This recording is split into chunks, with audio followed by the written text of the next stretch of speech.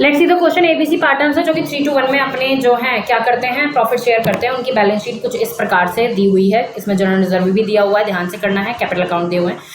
उसी डेट को उन्होंने डी को एडमिट किया है और अब जो उनका नया रेशियो है वो है 2 to 1. Goodwill of the firm है 90,000 और डी जो है अपनी गुडविल कैश में लेकर आया है। The market value of investment was ₹24,000। Machinery will be reduce to 29,000। ठीक है। A creditor for ₹3,000 was not likely to be claim, यानी ये हमारा हो गया प्रॉफिट। और D will bring 29,400 as capital as to give him 1/6 share in the profits of the firm. ठीक है। अब देखिए यहाँ पर तो हमें बनाना revaluation account, partners capital account, balance sheet. तो सबसे पहले हम लोग अपना रिवोल्यूशन अकाउंट बना लेते हैं यहीं पर। ठीक है। रिवोल्यूशन अकाउंट सिंपल है। ठीक है। क्या है रिवोल्यूशन है market value of investment 24,000। Investment की मार्केट वैल्यू 24,000, यानी यहाँ पर हमारी इन्वेस्टमेंट कम हो रही है कितने से, 6,000 से। उसके बाद machinery will be reduce to 29,000। Machinery है हमारी 35,000 की, उसको भी हमें कम करना है, 29 तक लेकर जाना है, यानी 35 से 29 लेकर जाएंगे तो ये भी 6,000 से क्या हो रही है, कम हो रही है। उसके बाद creditor of 3,000 was not likely to be claim, तो यहाँ पर बाय क्रेडिटर्स में आ जाएगा अपना कितना, 3,000। ये हमारा प्रॉफिट हो गया। हाँ बस ठीक है। तो अब बताइए यहाँ पर हमारा जो टोटल डेबिट साइड है वो है 12,000 और जो क्रेडिट साइड है वो है 3,000, यानी यहाँ पर हमें क्या हो गया, लॉस हो गया है कितने का, 9,000 का। और वो किस में चला जाएगा, वो ABC में चला जाएगा। और किस रेशो में चला जाएगा, 3 to 1 में चला जाएगा। तो अगर मैं 9,000 को 3 to 1 में डिस्ट्रीब्यूट करती हूँ तो मुझे मिलता है A का, मुझे मिलता है 4,500 है ना, 1,000 और 1,500। ठीक है। तो ये मुझे मिलता है। तो रिवोल्यूशन अकाउंट डन, इसमें कुछ नहीं था। ये वाला और ये वाला पॉइंट हमारा डन हो गया। अब हम बात करते हैं अपने पार्टनर्स कैपिटल अकाउंट की। तो पार्टनर्स कैपिटल अकाउंट है ये कैपिटल अकाउंट। ये है आपका पर्टिकुलर्स A, B, C और D, फिर आपका पर्टिकुलर्स और A और B और C और D। डन है। ओके। चलिए सबसे पहले हम डालते हैं ABC के बैलेंसेस।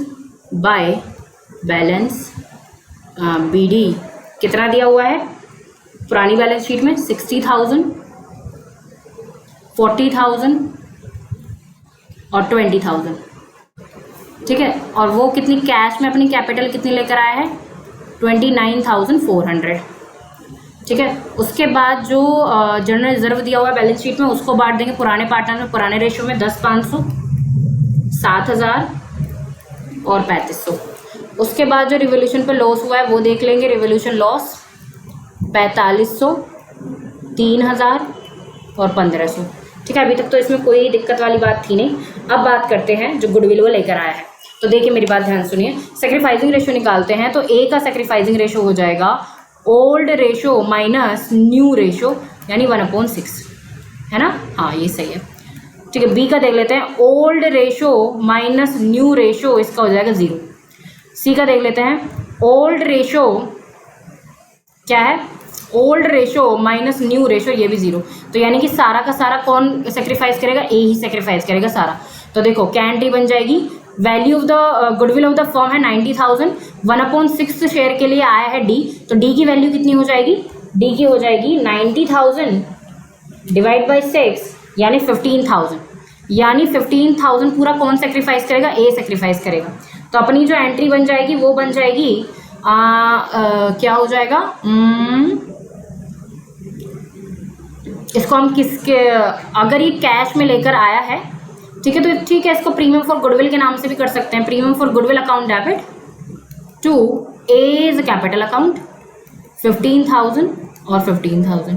ठीक है। तो ये अपना बाय प्रीमियम फॉर गुडविल 15,000 केवल A के अकाउंट में आ जाएगा। और तो कुछ है नहीं। अब चलो डायरेक्ट निकाल देते हैं, क्या बैलेंसेस निकाल देते हैं। ठीक है। बैलेंस निकल जाएंगे।